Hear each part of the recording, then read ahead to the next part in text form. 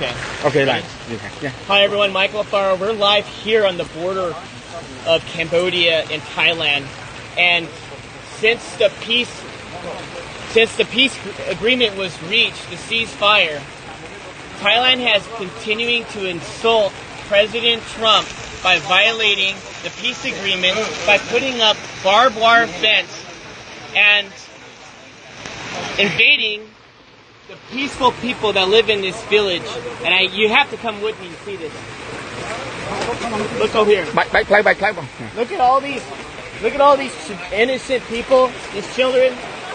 Akon. Hello. Look at these children here.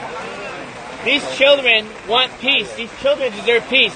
The Thai forces are saying that Cambodians are a threat. The Thai forces are saying that they feel the Thai forces did. Wait until President Trump sees it. Thailand, just wait. You think you're the boss? Wait till the President of the United States finds out exactly what happens on the border. And what did they do? They came here to this village. They built this wall here, the barbed wire fence entire, with guns facing downrange at these young, poor people that are just living outside in the rubbles. Thousands of them have now been displaced. Their homes have been taken away. Their schools have been like this before. I was there when the Box withdrawal of Afghanistan, pulling the Americans out, when the fall of Kabul happened. I saw threats. What you see here in Cambodia is not a threat. You see love, you see compassion, you see people, you see a community, you see a country that chooses peace before war. And what Thailand is doing right now is not just a violation of the Paris Peace Accords, it's a violation of President Trump's call to ceasefire. Since President Trump called ceasefire, the day after, Thailand invites Cambodian soldiers to come meet them at the border to shake hands and take a picture of them. What does the Thai forces do? They went and they kidnapped 20 Cambodian soldiers. And still today, on day 17, they have yet to release the 18. They only released 2 because one of them was completely disabled and the other one is. They are being very, very silent. And the media has been very unfair here. The media has been unfair to the Cambodian people, just like President Trump. The media has lied about President Trump, and the media has lied about what's happening here on the border. So I want you to see for yourself. I want you to see right here. Do you think this barbed wire fence is safe for children at night to go play, to sleep, to go to school? Do you think it's safe for the children to be constantly worried that if artillery rounds have to drop on their heads? When that happened, when the war broke out, there was no soldiers here. Not one soldier, because there was no threat here. Just honest farmers, just trying to make a living. And now what happens? You get the Thai saying, oh, the Cambodians are bringing soldiers on the border. The Cambodians are causing a threat now because they want to protect their sovereignty. But you know what I think? I gotta say it as it is. It's a bunch of bullshit. And you know what? Thai forces needs to have some dignity. A home here costs $3,000. $3,000. The average home here in this province, in this village. And they want to go ahead and take their home away. These farmers are honest, and they deserve dignity, and they deserve respect. And I'm calling on all my friends in the White House correspondents. I'm calling all the senators and the congressmen that you work for.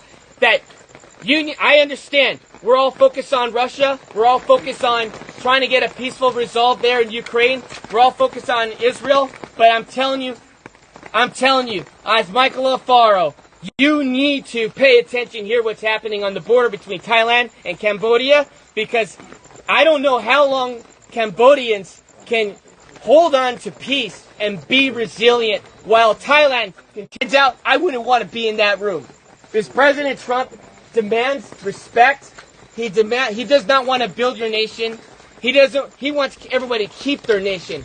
He wants everyone to be free and peace and harmony and respect. And what Thai people are doing is not okay. And this general, he's drunk on power, and all he wants to do is pretend that he's the king of Thailand. And that is not okay, to kill innocent lives for his own political gain. And I'm going to call it as it is. They need to tear down this wall so the children had more leaders like that. This world will be a safer place. But unfortunately, it's not, because we have Thai aggressors that doesn't believe in peace. They choose war.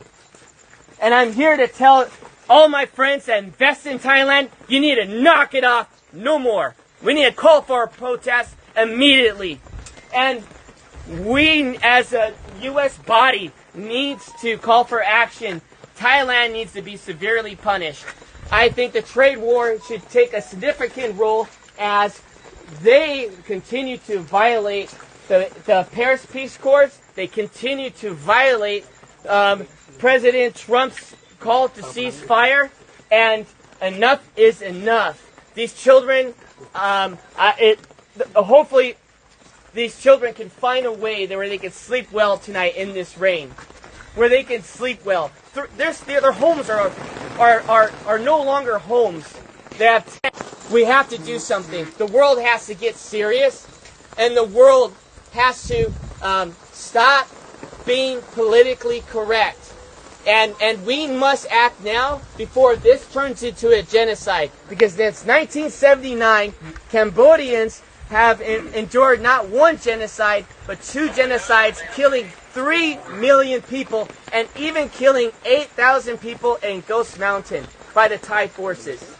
And so I'm asking all of you, friends, family, Facebook, share this message and let them know that Michael Alfaro is not okay with this, and I know all my friends are not okay with this. This is the most inhumane thing I've ever seen. And I'm going to continue to investigate.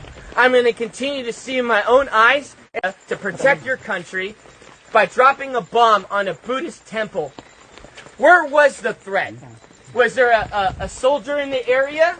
Was there children playing with guns? But where's the threat? There was no threat.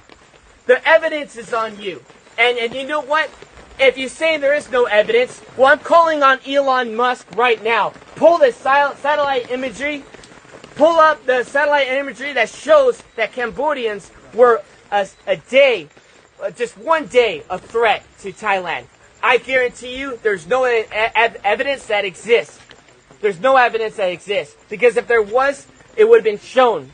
And so what happened when the bombs were dropped, schools were destroyed, temples were destroyed, people had been displaced out of their homes. What happened was the crimes against humanity. We are not only just going to interview the 18 prisoners, you need to immediately release them. The ICC, this is the reason why President Trump pulled out of the International Criminals Court. Because you have no backbone for any decency in the world. Because if you did, you would press charges not on Netanyahu, you would press charges on Thailand for doing this to children, putting walls up on their soil. Came from. But it got my attention. I called some friends, and everyone was afraid to go to Thailand and Cambodian border. Everyone was afraid. So I said, no, I'm going to go myself and I'm going to figure it out. I also want to say this one more thing.